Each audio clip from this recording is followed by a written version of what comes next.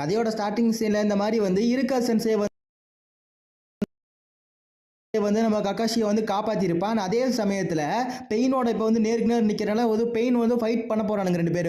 அந்த சமயத்தில் வந்து கக்காஷி வந்து இந்த மாதிரி பெயினோட ஒரு ராடை வந்து உடச்சிருவான். உடச்சி எரிஞ்சதுக்கப்புறம் பெயின் வந்து திரும்ப அட்டாக் பண்ணுவான். ஆனால் அந்த சமயத்தில் கக்காஷி ஈஸியாக எஸ்கேப் ஆகிற சமயத்தில் கூட ஒரு ஜிட்ஸு மாதிரி போடுவாருங்க. ஒன்றும் இல்லை, செவுத்து அதாவது சுற்றி முடி ஒரு செவுறு மாதிரி கட்டி வச்சிருவாரு.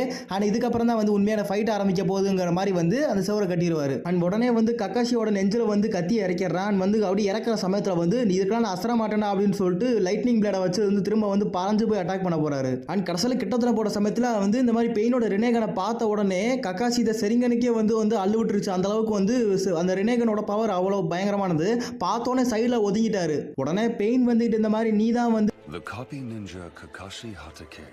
I am honored to meet you. அதனால தயவு செஞ்சு நருட்டோ எங்கன்ற மேட்டரை மட்டும் சொல்லிடுன்ற மாதிரி கேட்குறப்ப டே லூசு பேலை ஒன்றை எத்தனை சொல்றது, அதெல்லாம் எங்கள் ஊருக்காரன் எவனு கேட்டாலும் சொல்ல மாட்டேன்டா அப்படின்ற மாதிரி சொல்லுவார். உடனே இன்னொரு தடவை வந்து கக்காஷி வந்து லைட்னிங் பிளேடை போட்டு அட்டாக் பண்ண போவார். அந்த சமயத்தில் பெயினோட அவனோட வந்தது அதோட சின்ன ஒரு பவரை யூஸ் பண்ணி அந்த இடத்துல அந்த வாளாக இருக்கட்டும் அந்த கக்காஷியாக இருக்கட்டும் எல்லாத்தையும் அடித்து நொறுக்கி பறக்க விட்டுருவான். அண்ட் இதெல்லாம் வந்துக்கிட்டு இந்த சவுண்டு வந்து அதாவது பயங்கரமாக இருக்கும்ல அந்த சவுண்டு. இதெல்லாம் வந்து மற்ற நிஞ்சாஸ்லாம் பார்க்குறானுங்க, ஏன்னா அது சவுண்டு பயங்கரமாக இருக்கே, மேபி அந்த இடத்துக்கு போகலாமா அப்படின்னு சொல்லிட்டு எல்லா நிஞ்சாஸுக்கு அந்த இடத்த பார்த்தா நோக்கி வந்துட்டு இருப்பானுங்க. அண்ட் கக்காஷி வந்து முரட்டு திரும்ப ஃபைட் பண்ணிட்டு இருப்பாங்க. அதாவது வந்து என்ன சொல்றது, கீழே விழுந்து கிடப்பான். அந்த சமயத்தில் வந்து என்னதுன்னா கீழே தூரத்துலேருந்து அட்டாக் பண்ணுவோம், அதுதான் நம்மளுக்கு நல்லது அப்படின்ற மாதிரி யோசிப்பான். உடனே லைட்னிங் பவரை அட்டாக் பண்ணுறாரு, அதாவது கக்காஷி அட்டாக் பண்ணுறப்ப இந்த சமயத்தில் வந்து அந்த ஒரு அதாவது லைட்னிங் பிளேட் கூட ஒர்க் ஆகலை மேலே.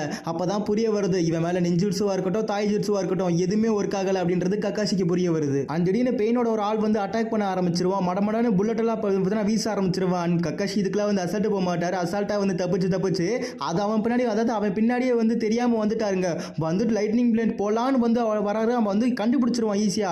அப்பதான் இவன் எப்படி நம்மளை கண்டுபிடிச்சா அப்படின்னு சொல்லி யோசிக்கிறப்ப தான் பெயின் வந்து இந்த சைடு கக்காஷியை பார்த்துக்கிட்டு இருப்பான். அப்பதான் ஃபுக்கசக்கு சொன்னது நான் வருது, இந்த மாதிரி 6 பேர்த்தோட விஷன், அதாவது 6 பேருமே பார்க்கறதெல்லாம் ஒருத்தனுக்கு வந்து கனெக்ட் ஆயிருக்கு, ஒருத்தனுக்குனா ஒவ்வொருத்தனுக்குமே கனெக்ட் ஆயிருக்கு அப்படின்றது லார்டு ஃபுக்கசக்கு சொல்லியிருப்பாரு. ஆனால் இந்த இடத்துல வந்துட்டு கக்காஷியால வந்துகிட்டு 2 பேர்த்தவே சமாளிக்கிறது ரொம்ப கஷ்டமா இருக்குன்னா அப்ப ஜெரையா சென்சே வந்து 6 பேர்த்து கூட ஃபைட் பண்ணியிருக்காருன்னா எவ்வளவு பெரிய ஆளா இருப்பாருன்னு நினைச்சு பாருங்க. ஆனா இந்த பாஞ்சு ஒருத்தர் அட்டாக் பண்ணான்ல திடீர்னு பெயினுக்கு அப்புறம் அவன் வந்து திடீர்னு வந்து மாற ஆரம்பிச்சிருவான். பயங்கரமா டிரான்ஸ்ஃபர்மேஷன் ஆயிடுவான். அந்த சட்டையெல்லாம் தூக்கி போட்டுட்டு ஆளே ஒரு மாதிரி வித்தியாசமா மாறிடுவான். 3 தலை 3 கை அப்படின்னு சொல்லிட்டு வெறியோட நின்றுகிட்டு இருப்பான். உடனே இந்த சமயத்துல பெயின் என்ன பண்ணுவானா கக்காஷியை வந்து அவன் பவரை யூஸ் பண்ணி இழுக்க ஆரம்பிச்சிருவான். கக்காஷிக்கு மிரண்டு போயிருது, என்னடா அந்த பெயினுக்கு என்னடா பவர் இருக்கு, எல்லாத்தையுமே யூஸ் பண்றானேடா அப்படின்ற மாதிரி யோசிப்பாரு. அண்ட் சங்கிலிலாம் வந்து போட்டு பார்ப்பாரு, பட் ஒண்ணுமே வேலைக்காகல. ஒருவேளை நம்மளுக்கு வந்து அதாவது இப்போ வந்து யாராவது வந்து ஹெல்ப் வரணும், அதுதான் நல்ல விஷயம் அப்படின்ற மாதிரி சொல்லிட்டு இருப்பாரு கக்காஷி. அண்ட் வந்து